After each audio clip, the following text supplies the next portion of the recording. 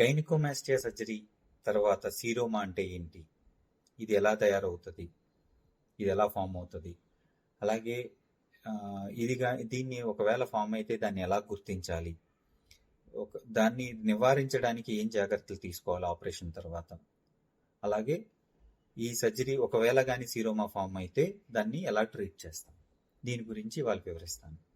Hi friends, I'm doctor Jagadish Kiran, consultant plastic and cosmetic surgeon. Gynaecomastia surgery A surgery అయిన తర్వాత అయినా సీరోమాస్ form అవ్వచ్చు. Only gynaecomastia సర్జరీనే అని కాదు, బాడీలో ఎక్కడ సర్జరీ జరిగినా ఒక స్వెల్లింగ్ లాగా కానీ ఫార్మ్ అయ్యి అది మనం కదులుతున్నట్టు అనిపిస్తే దాన్నే సీరోమా అంటారు. సీరోమా అంటే సీరస్ ఫ్లూయిడ్, ఓమా అంటే స్వెల్లింగ్. అంటే మన బాడీలో ఉన్న ఫ్లూయిడ్ ఒక చోట చేరి, అంటే చర్మం కింద స్పేస్ చేరి అక్కడ ఒక స్వెల్లింగ్ లాగా ఫామ్ అయితే దాన్ని సీరోమా అంటారు.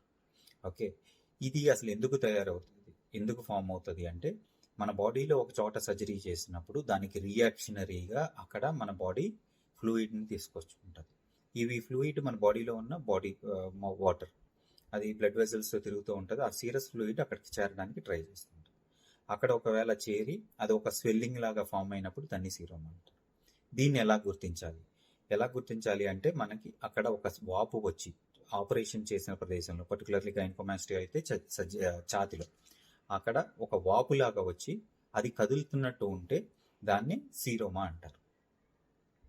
ఈ సీరోమాకి హిమటోమా వేరే స్వెల్లింగ్స్కి ఎలా డిఫరెన్షియేట్ చేయాలంటే, ఇంకోటి ఇలాంటి స్వెల్లింగ్ ఏంటి కామన్గా గైనకోమాస్టియా తర్వాత కానీ వేరే సర్జరీస్ తర్వాత కానీ ఫామ్ అయ్యేది హిమటోమా. హీమ్ అంటే బ్లడ్, ఓమా అంటే స్వెల్లింగ్. ఈ సీరోమాకి హిమటోమాకి తేడా ఏంటంటే, సీరోమా అంటే వాటర్, హిమటోమా అంటే బ్లడ్. ఈ రెండు కూడా ఒక స్వెల్లింగ్ లాగా ఏర్పడతాయి.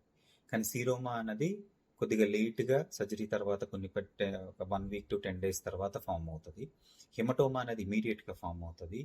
ఇది కొద్దిగా పెయిన్తో కూడా అసోసియేట్ అవుతుంది, కొద్దిగా పెయిన్ కూడా వచ్చే అవకాశం ఉంటుంది. రెండిట్లోనూ ఉండొచ్చు. హిమటోమాలో కొద్దిగా ఇమీడియట్గా, అంటే సర్జరీ అయిన ఇమీడియట్గా ఫామ్ అయ్యే స్వెల్లింగ్, అండ్ హిమటోమాలో అక్కడ రెడ్గా డిస్కలరేషన్, బ్లూయిష్ కానీ అలాగా డిస్కలరేషన్ ఛాతిలో వచ్చినట్టయితే దాన్ని హిమటోమా అంటారు.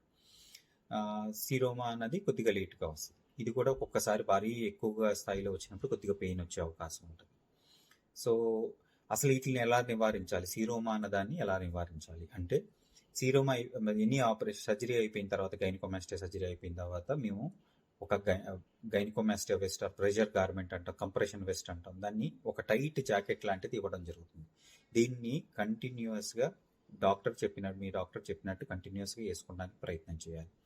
ఒక 3 to 4 weeks ఇది వేసుకోవాలి. ఇది ఒక లోన మనకు ఇన్నర్ బనీన్ లాగానే ఉంటుంది. దానిపైన మీరు టీషర్ట్ వేసుకుని కవర్ చేసుకోవచ్చు. అలాగే ఒకేసారి ఎక్సర్సైజెస్, హెవీ ఎక్సర్సైజెస్ చేయడం, సర్జరీ అయిపోయిన ఇమీడియట్గా హెవీ ఎక్సర్సైజెస్ స్టార్ట్ చేసినా కూడా ఒక్కొక్కసారి ఇవి వచ్చే ఉంటాయి. సో మీకు ఒక ఎక్సర్సైజ్ ఎలా స్టార్ట్ చేసుకోవాలి, ఎంత రిస్ట్రిక్షన్, ఎన్ని డేస్ చేయకూడదు, ఇవన్నీ కూడా చెప్తాం. అంటే ఒక 2-3 weeks ఎక్సర్సైజెస్, అవి హెవీ ఎక్సర్సైజెస్ అవాయిడ్ చేయాలి. అలాగే గార్మెంట్ వేసుకోవాలి, మసాజెస్ చెప్తాం. ఈ మసాజెస్ కూడా ఫాలో అయినట్టయితే ఈ సీరోమాస్ని మనం ప్రివెంట్ చేయగలుగుతాం. సెకండ్, ఒకవేళ కానీ ఇంకా సీరోమా పెద్దగా రీజన్గా ఫామ్ అయ్యి మీ ఇబ్బంది పడుతున్నట్టు, కొద్దిగా ఎక్కువగా కలెక్ట్ అయినట్టయితే మీరు మీ ప్లాస్టిక్ సర్జన్ని కానీ కలిస్తే వాళ్ళు జస్ట్ ఏమీ లేదు, సర్జరీ చిన్న నీడిల్, ఒక సిరంజ్ తీసుకుని దాన్ని యాస్పిరేట్ చేయడం జరుగుతుంది. అంటే ఆ వాటర్ని రిమూవ్ చేసేస్తారు. రిమూవ్ చేసి మళ్ళీ టైట్గా ప్లాస్టర్, వెస్ట్ వేసుకోమంటాము. ఇవి చేస్తే మీకు రిలీఫ్ వస్తుంది. అంటే ఈ సీరోమాస్ అన్నవి ఫస్ట్ 10 to అంటే ఒక 2 to 3 weeks దాకానే ఉంటాయి. తర్వాత పెద్దగా ఫామ్ అవ్వవు, మొత్తం హీల్ అయిపోతుంది. ఏంటి అంటే అక్కడ స్పేస్ ఏర్పడుతుంది సర్జరీ తర్వాత. ఆ స్పేస్లోకి ఫ్లూయిడ్ కలెక్ట్ అవ్వడానికి ట్రై చేస్తూ ఉంటాం.